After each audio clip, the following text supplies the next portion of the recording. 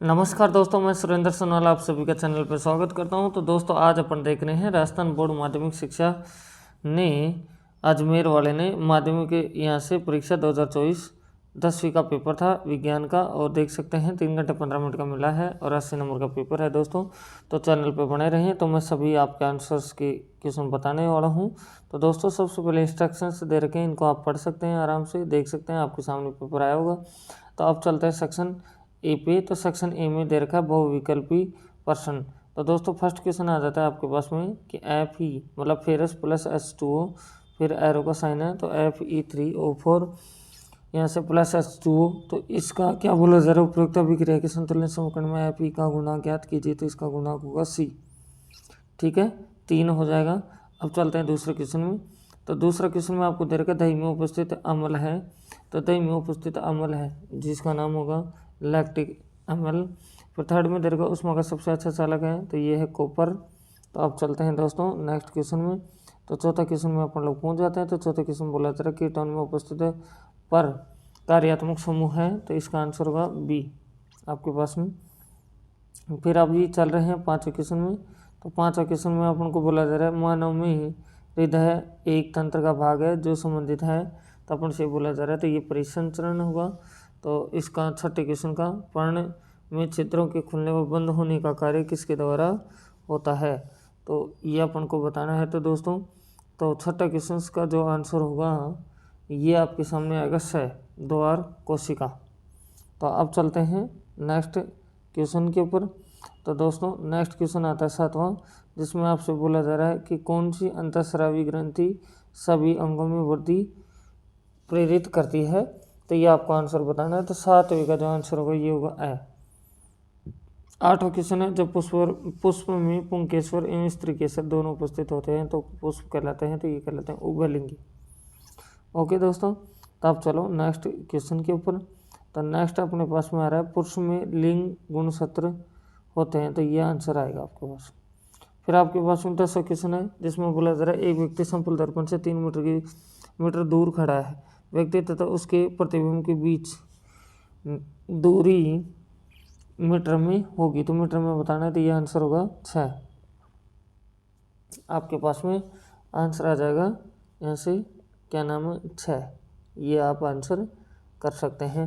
तो अब चलो दोस्तों नेक्स्ट क्वेश्चन के ऊपर। तो नेक्स्ट क्वेश्चन बोला जा रहा है आपको दोस्तों कि प्रकाश अपवर्तन की घटनाओं में यदि SI बराबर A और SR बराबर B है तो अपवर्तनांक म्यू होगा। तो इसका आंसर अपन को बताना है। तो 11वें क्वेश्चन का आंसर होगा से। फिर चलते हैं दोस्तों नेक्स्ट क्वेश्चन के ऊपर।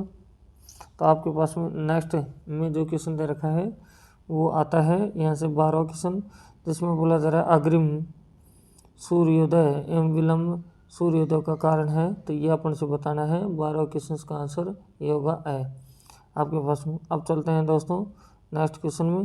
13वां क्वेश्चन आ रहा है जिसमें आपको दिया जा रहा है कि निम्न दिए गए त्रिभुजाकार प्रिज्म के लिए विचलन होगा। तो इसका आंसर आएगा ध, ठीक है, तो ये अपने पास में आ जाएगा। फिर अपने चलते हैं यहाँ से 12वां क्वेश्चन, नहीं 12वां नहीं 13वां क्वेश्चन आ जाता है। यहाँ से देख सकते हैं 14वां क्वेश्चन है दोस्तों, मैंने यहाँ तक आपको बता दिया है। तो बोला जा रहा है विद्युत उपकरणों में भू संपर्क तार का उपयोग किया जाता है, तो यह सुरक्षा उपाय के रूप में।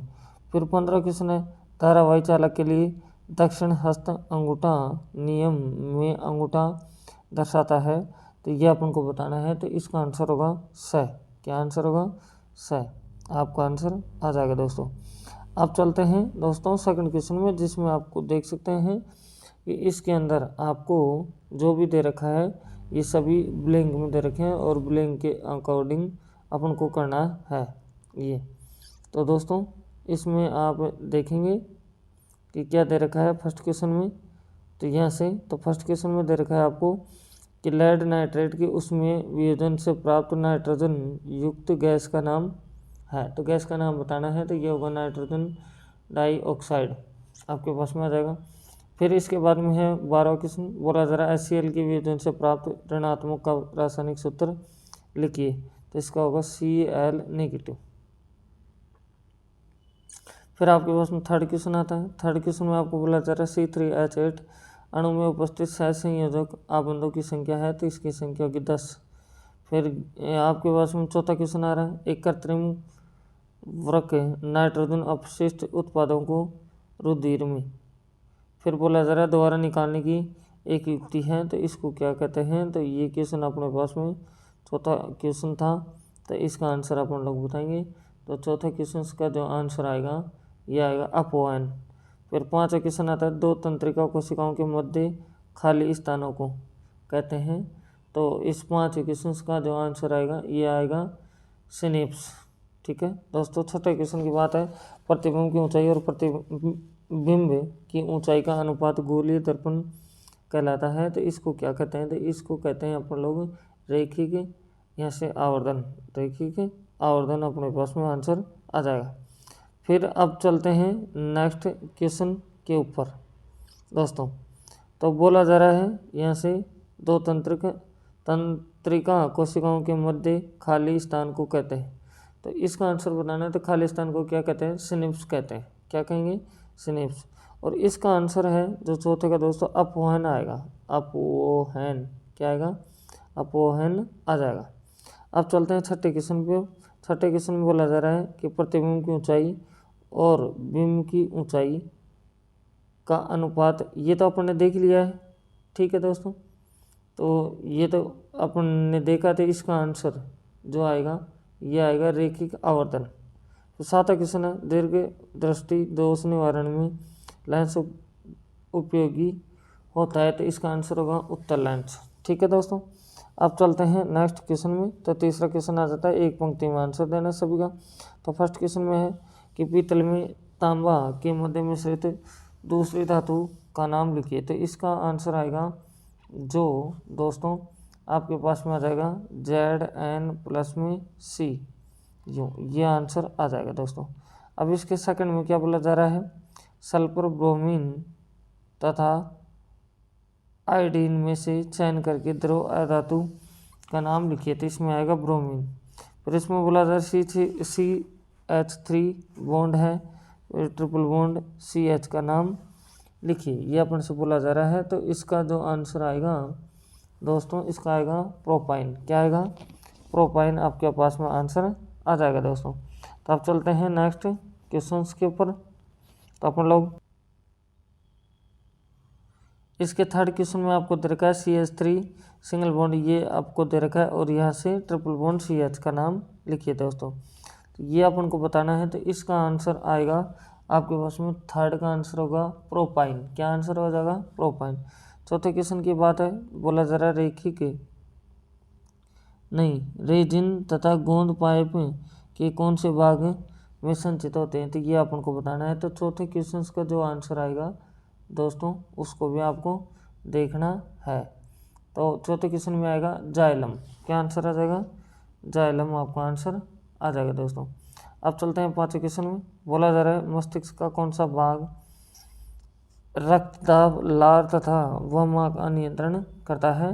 तो इस पांचवें क्वेश्चन का जो आंसर आएगा ये आएगा मेडुला ओकपोटा, ये आपके आंसर हो जाएंगे।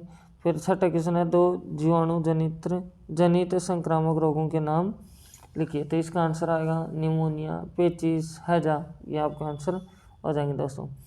फिर सातवां क्वेश्चन है, मेडल के लक्षणों की वंशागत नियम के प्रयोग में F3PD में प्राप्त पौधे में बोने पौधे का अनुपात बताइए। तो ये होगा 3:1, आपका आंसर आ जाएगा दोस्तों।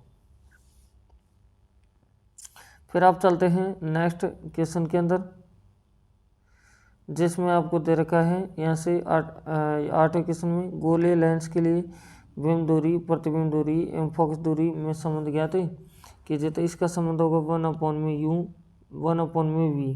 क्या है, 1/v बराबर 1/u प्लस 1/f, ये आपका आंसर आ जाएगा। फिर इसके बाद चलते हैं इसके अंदर क्वेश्चन में। तो बोला जा रहा है नेत्र का कौन सा भाग पुतले के साइज को नियंत्रित करता है। तो इसका जो क्वेश्चन का आंसर आएगा ये आपके पास में आएगा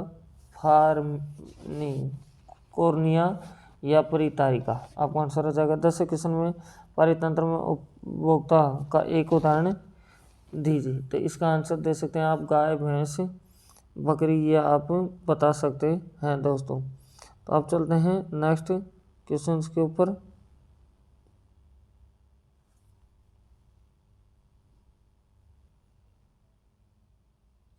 दोस्तों चैनल पर फर्स्ट टाइम विजिट कर रहे हैं तो चैनल को सब्सक्राइब करें, बेल आइकन प्रेस करें और अपने दोस्तों के पास शेयर करें ताकि उनको भी बेनिफिट हो सके और वीडियो में बने रहें आप। तो देखो दोस्तों, चौथा क्वेश्चन के अंदर आपको क्या दे रखा है, आप देख सकते हैं कि Na2CO3, फिर आपसे बोला जा रहा +2HCl, तो इससे बनेगा यहाँ से X plus H2O plus CO2। तो अब इसमें आप उनको बोला जा रहा है कि उपरोक्त अभिक्रिया में यौगिक का रासायनिक सूत्र बताइए, आपको ये बोला जा रहा है दोस्तों। अब चलते हैं नेक्स्ट क्वेश्चन के ऊपर। नेक्स्ट क्वेश्चन अपने पास में आता है पांचवा। तो पांचवा क्वेश्चन दे रखा है, धातुएं बिल्कुल सुचालक होती हैं। उपरोक्त कथन के प्रयोगशाला परीक्षण के लिए प्रयुक्त उपस्थित उपकरण को चित्रित कीजिए। छठा क्वेश्चन है, इसमें बोला जा रहा है जल की उपस्थिति में मैले कपड़े पर साबुन लगाने पर कपड़ा साफ क्यों हो जाता है, तो कारण लिखना है। तो ये भी बहुत इजी है दोस्तों। तो अब चलते हैं नेक्स्ट क्वेश्चंस के ऊपर। तो सातवां क्वेश्चन आ जाता है। तो सातवें क्वेश्चन में आपको दे रखा है दोस्तों, देख सकते हैं कि क्या दे रखा है। यहाँ से ये बोला जा रहा है आपको कि गर्भ निरोधन की दो विधियों को समझाइए, ये आपको दे रखा है। तो 9वां क्वेश्चन है, शुद्ध लंबे मतलब डबल टी वह फिर सिद्ध बोने तो स्मॉल डबल टी। तो पौधों में F2 पीढ़ी तक के लक्षणों की वंशागति को दर्शाने वाला रेखांकित चित्र यहाँ से बनाइए, ये क्वेश्चन में बोला जा रहा है। तो 10वें क्वेश्चन में क्या है, देख सकते हैं कि यहाँ से